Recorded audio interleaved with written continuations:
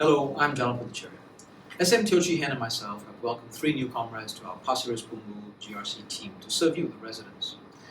We've gotten to know them, understood, I hope, a bit more about who they are and what they're interested in. SM, they're interesting people, Yo Wan Ling, Cheryl Taha, Desmond Tan. They must have made an impression on you. What's your sense?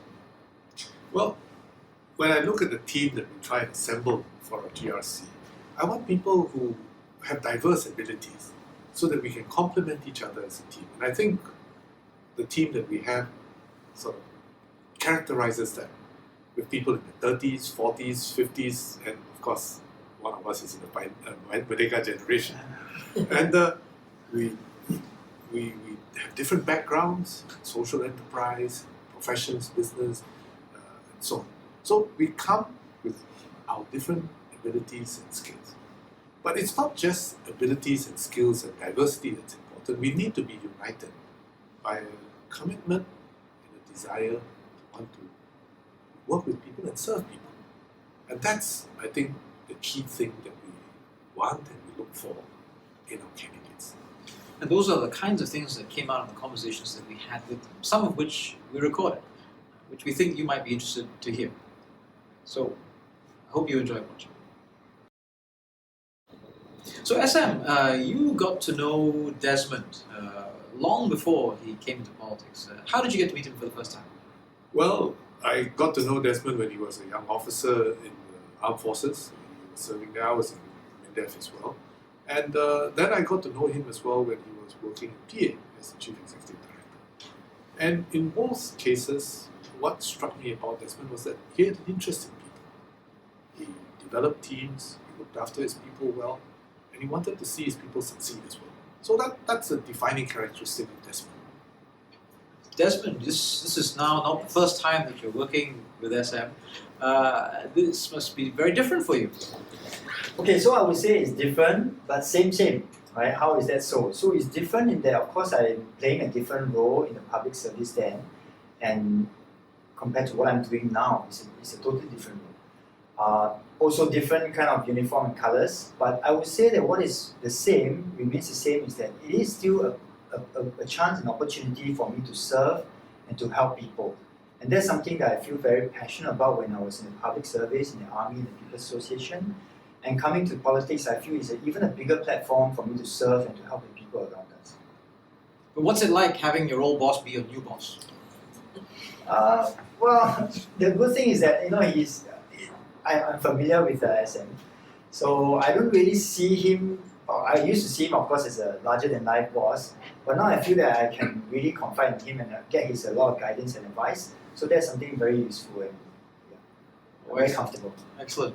Well, SM, you also knew Cheryl before he came into politics. Cheryl, do you remember meeting SM for the first time? For sure. I met SM slightly over more than 2 years ago. I was working in UK then, I was living there, and I met SM during Singapore Day and in London. So my family and I, the five of us, we drove down 3 hours from Nottingham to London to attend the Singapore Day. So we came in early, we brought our picnic mat, we placed it in front of the stage, right up front and center. We brought our biggest Singapore flag, and when SM came in, we all stood up, all five of us, waving the Singapore flag, hoping to get us attention. Yes, And boy, he got our attention.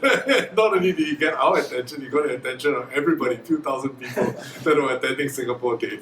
It was, it was great to see that kind of spirit among Singaporeans in Singapore Day in London, and it was great to see Cheryl with his family down there. It's definitely a fantastic experience for Singapore Day. It makes me feel like I come back home. So you were an overseas Singaporean for a while, Cheryl. What brought you back?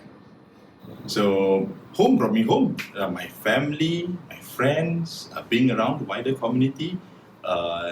When there was an opportunity for me to come back home, I immediately grabbed it.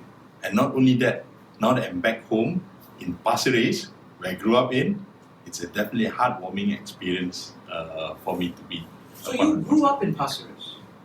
You grew up here in Pasir Ris? Yeah. I grew up in Pasir Ris and I left Pasir Ris just after I got married. Oh, Okay, so your kids didn't grow up here. They are now growing up in Pasir Ris. So this is the first time my kids are experiencing the wonders of Pasir Ris. And we definitely love Pasir Ris Park. We love cycling there and cycling from Pasir Ris Park through the Red Bridge into Punggol. Oh, excellent. Okay, I look forward to going on cycle rides with you. I was walking around with Sharon the last few days in Pasir Ris, several places, and you greet the optician, you greet the guys at the supermarket. That's where he goes for gets his contacts and his specs, where his wife does shopping and so on and so forth. So he's a local boy. Yes, Excellent. I love Pasir Ris. boy. Very good. Well, Wan Ling has been volunteering in the community. I've gotten to know her through the work that she's been doing in Punggol as well. And what struck me about Wan Ling is that this is the third big sort of career shift that she's made. She originally was in the civil service in EDB, and then she ran her own business, and then now coming into politics. So Wan Ling, this must be like a complete change for you, right? So how are you finding it? Well, I think a lot of people say that I'm an energizer bunny. So that keeps you going. That Yes. brings you through this. But jokes aside, for me, life is a journey and it's important to find meaning in what I do. And I think when I was in EDB, it was about learning about businesses. It was about really running, the different offices that I had and actually bringing investments back into Singapore. So you ran some offices for EDB. Which offices did you run? So I started off being posted in Chicago, and then after that I went to Hong Kong and then Shanghai. So you ran those three offices for EDB. Well, it was together in the global operations team, but yes, when I was in Shanghai, I was a regional director. And you were doing what were you were bringing investments back into Singapore? Yes. So tell me, Mm-hmm. in Chicago, in Hong Kong, in Shanghai, what was it about Singapore which was like your magic goyo, which you could tell investors and persuade them to come to Singapore? Goyo is indeed right, the EDB word, and I would say it's talent. It's Singaporeans and the talent that we represent.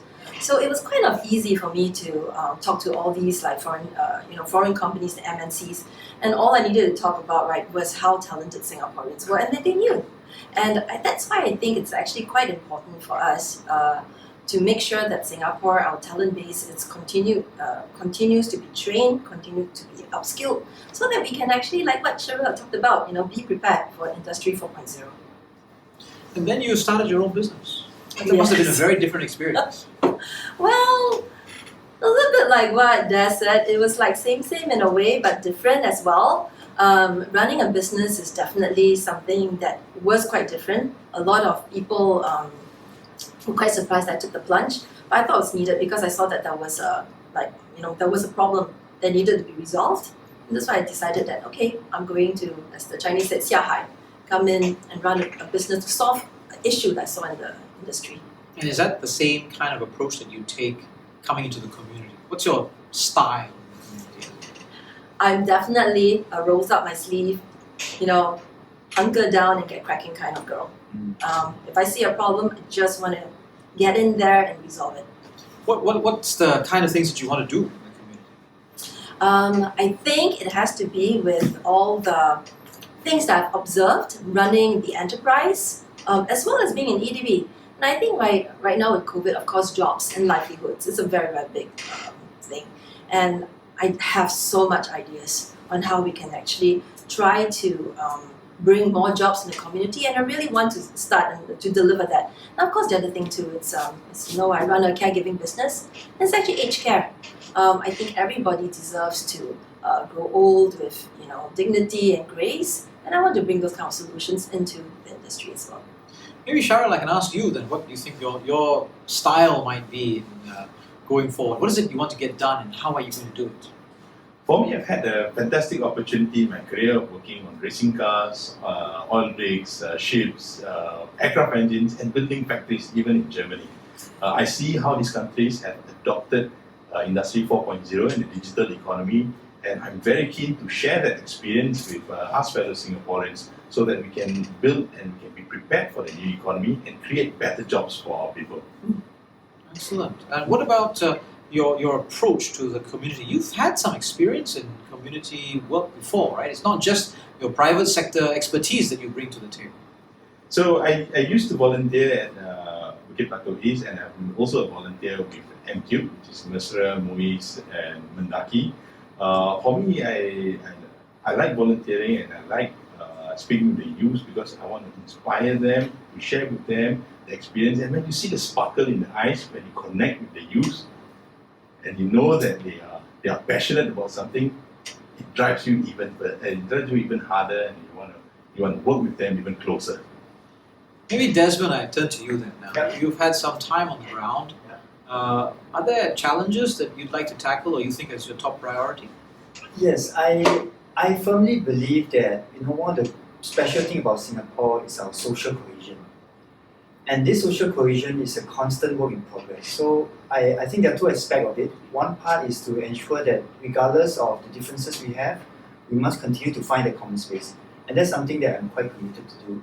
The other part is to make sure that everybody in Singapore, nobody get left behind.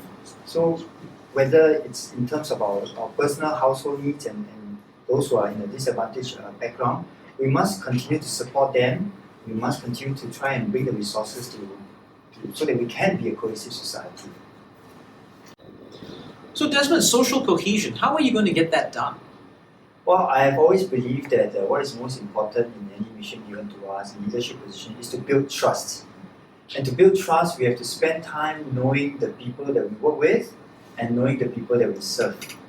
And that has always been with me all my public services. Desmond, you use quite an interesting phrase, block by block, resident by resident, in your Facebook post. Yes. In fact, during my walkabout, I mentioned that it's block by block, house by house, one resident at a time. No shortcut. And that's really what I believe in, and that's what I've always been practicing. You want to be able to help people, you have to understand their needs, their concerns, their aspirations. Then you are able to really help them and serve them. You sound like someone who's been walking the ground for a while. This is something that we've learned coming in as an MP. I remember having to learn that you have to do that hard work of walking the ground. So it's good to hear that from you. But do you or any of the others have questions for me or SM? Yeah, I mean, as a being new here and you have more experience, we want to find out from you actually what do you think going forward, what you would like us to do as a team. SM maybe.